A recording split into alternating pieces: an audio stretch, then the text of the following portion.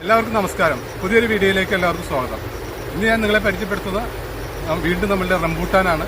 Rambutan കൃഷിയെക്കുറിച്ചാണ്.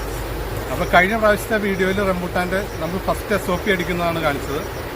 അതിനുശേഷം നമ്മൾ ഒരാഴ്ച കഴിഞ്ഞപ്പോൾ കാൽഷ്യം നൈട്രേറ്റ് അടിച്ചു കൊടുത്തിരുന്നു. കാൽഷ്യം നൈട്രേറ്റ് ശരിക്കും ഈ കായകളൊക്കെ ഉണ്ടാകുന്ന സമയത്ത് നമുക്ക് ശരിക്കും നല്ല രീതിയിൽ ഈ കായകളൊക്കെ പിടിക്കാനായിട്ട് കാൽഷ്യം ഈ മരത്തിന് ആവശ്യം കൂടുതലാണ്. അപ്പോൾ കായകൾ കൂടുതൽ പൂത്തതൊക്കെ ഉണ്ടെങ്കിൽ നമ്മൾ കാൽഷ്യം നൈട്രേറ്റ് അടിക്കുന്നത് നല്ലതാണ്. താല്പര്യം ഇല്ലെങ്കിൽ നമുക്ക് ഇപ്പോൾ എല്ലാവർക്കും അടിക്കണമെന്ന് ഞാൻ നിർബന്ധിക്കില്ല. അടിച്ചു കഴിഞ്ഞാൽ നല്ലതാണ്. പിന്നെ അത് അടിക്കുന്ന സമയം രാവിലെ തന്നെ അടിക്കുന്നതായിരിക്കും ഏറ്റവും നല്ലത്.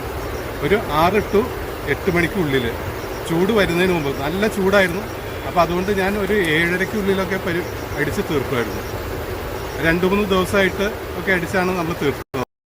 പിന്നെ കാൽഷ്യം നൈട്രേറ്റ് കഴിഞ്ഞ് നമ്മൾ വീണ്ടും SOP രണ്ടാമത്തെ പ്രാവശ്യം അടിച്ചു. SOP to SOP 25 ദിവസമാണ് ഗ്യാപ്പ്. അപ്പോൾ SOP ഒരെണ്ണം അടിച്ചതിന് ശേഷം നമ്മൾ രണ്ടാമത്തെ കഴിഞ്ഞ ആഴ്ചയാണ് അടിച്ചത്. ഇനി ഒരു പ്രാവശ്യം കൂടി നമ്മൾ കാൽഷ്യം നൈട്രേറ്റ് അടിക്കുന്നുണ്ട്.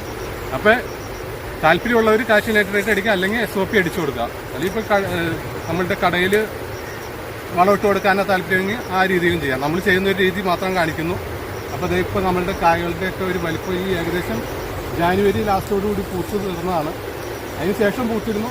ഇപ്പോൾ ഈ സ്റ്റേജിലായിട്ടുണ്ട് നമ്മുടെ കായക്ക്.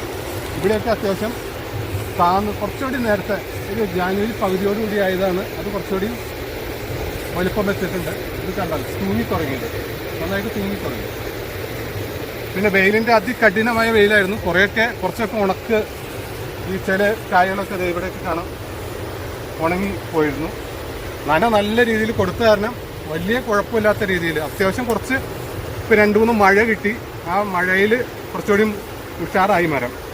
മറ്റതിങ്ങനെ വെള്ളം നമ്മൾ എന്തോരം കൊടുത്തുകൊണ്ടിരുന്നാലും ആ മരത്തിൻ്റെ ആ ചൂട്, മൊത്തത്തിലുള്ള ചൂടിൻ്റെ ഒരു എഫക്റ്റ് എപ്പോഴും മരത്തിനുണ്ടാവും, കായ്ക്കുണ്ടാവും. ഈ മഴ 2-3 കിട്ടിക്കഴിഞ്ഞപ്പോഴേക്കും ഒന്നുകൂടി ഉഷാറായി മരം.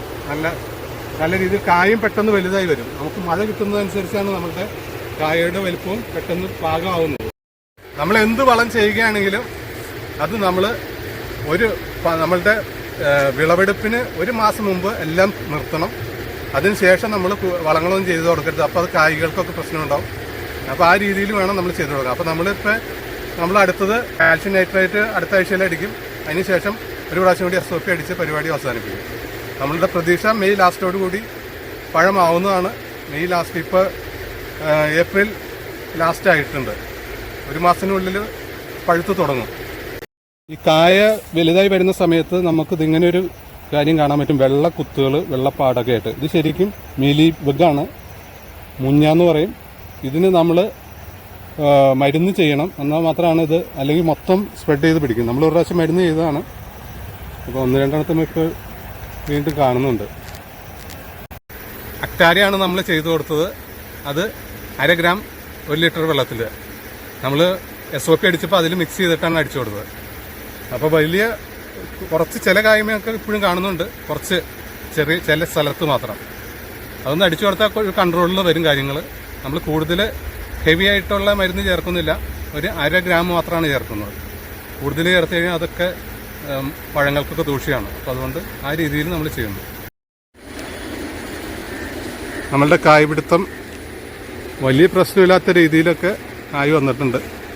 നല്ല വെയിൽ ശക്തമായിട്ട് ഏൽക്കുന്ന സ്ഥലങ്ങളിലൊക്കെ ചെറിയ ഉണക്കൊക്കെ ഇലകളുടെ എഡ്ജൊക്കെ കരിഞ്ഞിട്ടുണ്ട്. ഇവിടെ കുറച്ച് മരങ്ങൾ, തെങ്ങൊക്കെ നിൽക്കുന്നുണ്ട്. അത് കാരണം കുറച്ച് വലിയ പ്രശ്നമില്ല. 6 വർഷമായ മരങ്ങളാണ് എല്ലാം.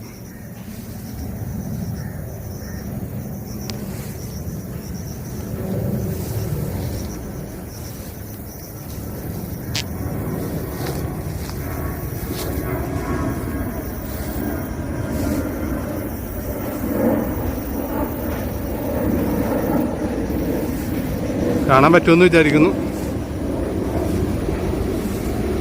നമ്മൾ കറക്റ്റായിട്ട് കെയർ ചെയ്താൽ മാത്രമാണ് ഒന്ന് രക്ഷപ്പെടുത്തി നല്ല രീതിയിൽ കൊണ്ടുവരാൻ പറ്റുള്ളൂ. മഴ പെയ്തപ്പോൾ നല്ല കാറ്റും കാര്യങ്ങളൊക്കെ ഉണ്ടായിരുന്നു. പല സ്ഥലത്തും അതിൻ്റെ നാശനഷ്ടങ്ങൾ, മരങ്ങൾ പോലും ഇതൊക്കെ ഉണ്ടായിരുന്നു. ഇവിടെ വലിയ പ്രശ്നമില്ലാതെ ഇവിടെ വരെ നിൽക്കുന്നു.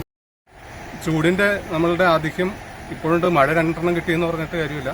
നമ്മൾ കറക്റ്റായിട്ട് എല്ലാ ദിവസവും അതിൻ്റെ ചുവട്ടിൽ നല്ല ഈർപ്പം നിലനിൽക്കാൻ പാകത്തിനുള്ള നന കൊടുത്തിരിക്കണം, അല്ലെങ്കിൽ അത് പ്രശ്നമാണ്. അപ്പോൾ ഇത്രയൊക്കെ ഉള്ളൂ ചെറിയൊരു വീഡിയോ. അപ്പോൾ അടുത്ത വീഡിയോ വരെ ബൈ.